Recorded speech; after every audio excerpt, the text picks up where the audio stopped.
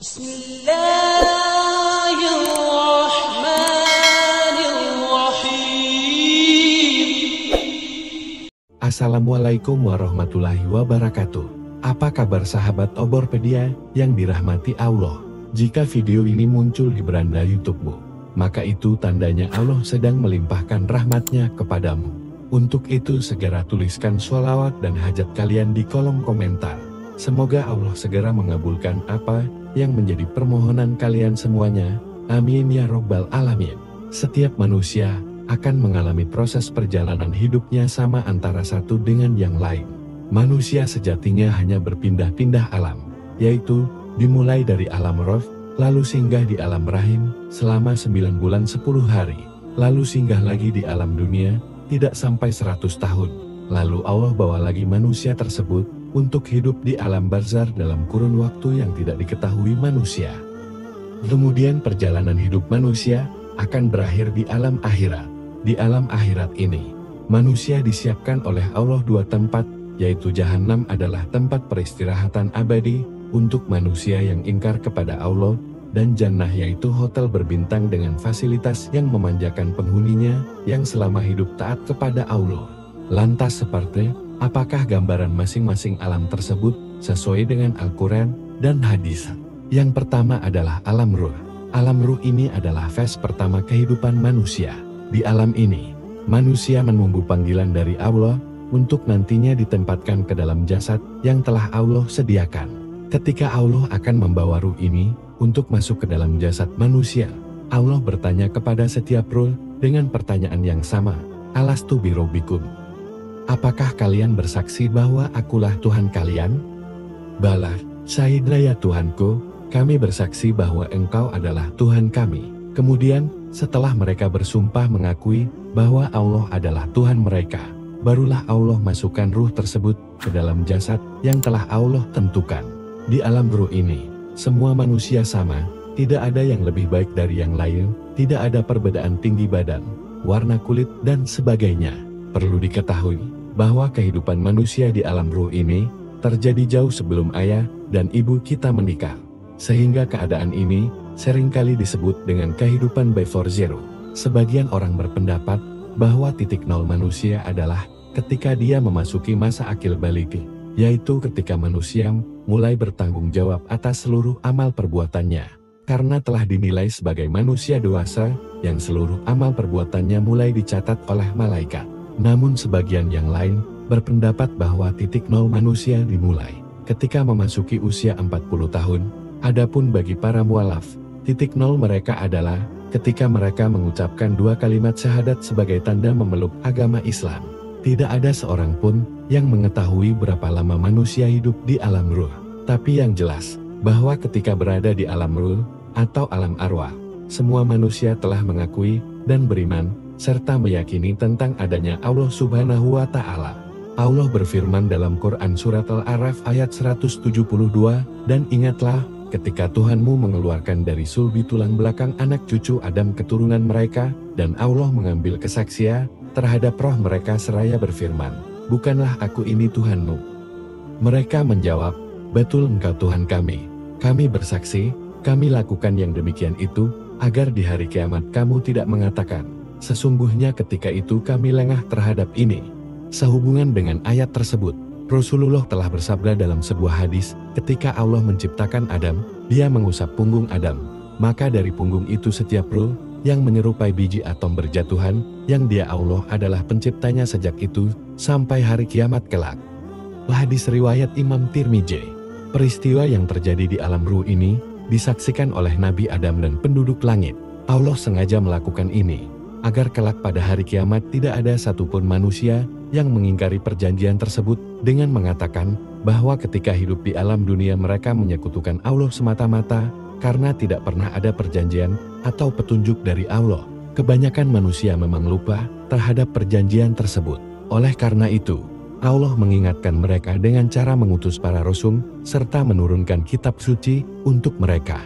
Sebagaimana firman Allah dalam Quran Surat Al-Hadid ayat 8, dan mengapa kamu tidak beriman kepada Allah? Padahal Rasul mengajak kamu beriman kepada Tuhanmu, dan Dia telah mengambil janji setiamu jika kamu orang-orang mukmin. Berdasar ayat tersebut, dapat diketahui bahwa pada dasarnya, setiap manusia diciptakan oleh Allah dalam keadaan beriman dan meyakini kebenaran Islam. Inilah fitrah manusia. Jika dalam hidup dunia, ternyata banyak orang yang kafir, musyrik, mulhid atau ateis, atau munafik, maka hal itu adalah sebuah penyimpangan dari fitrah manusia yang diyakini sejak berada di alam arwah.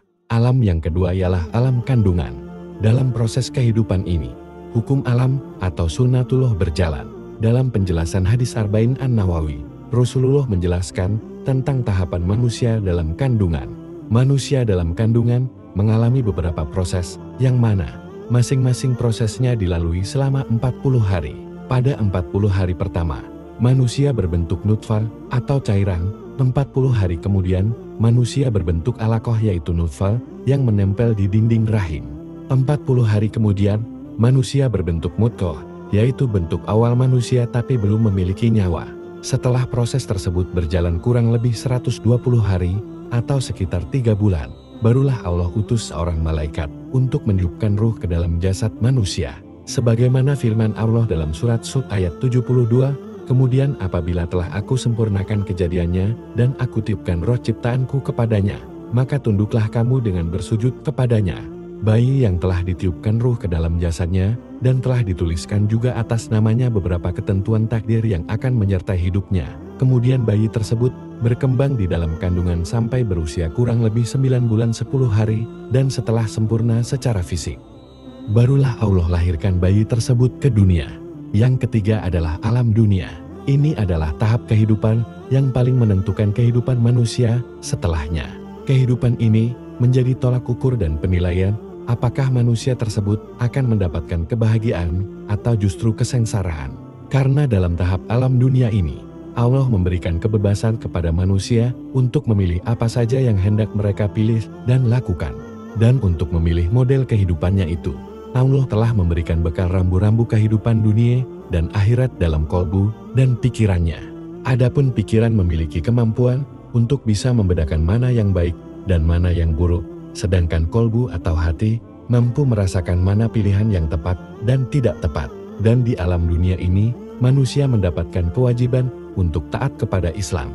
Ketaatan secara mutlak dimiliki seseorang yang mukalaf atau baligh. Tanda seseorang telah mukalaf atau baligh adalah mimpi yang disertai keluarnya mani bagi laki-laki dan menstruasi bagi perempuan.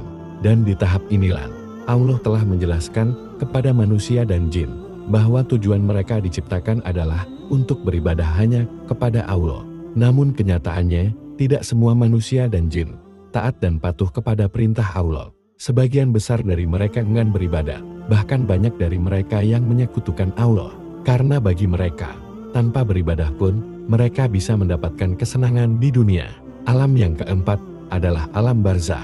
Alam barzah ini adalah alam transit atau alam persinggahan.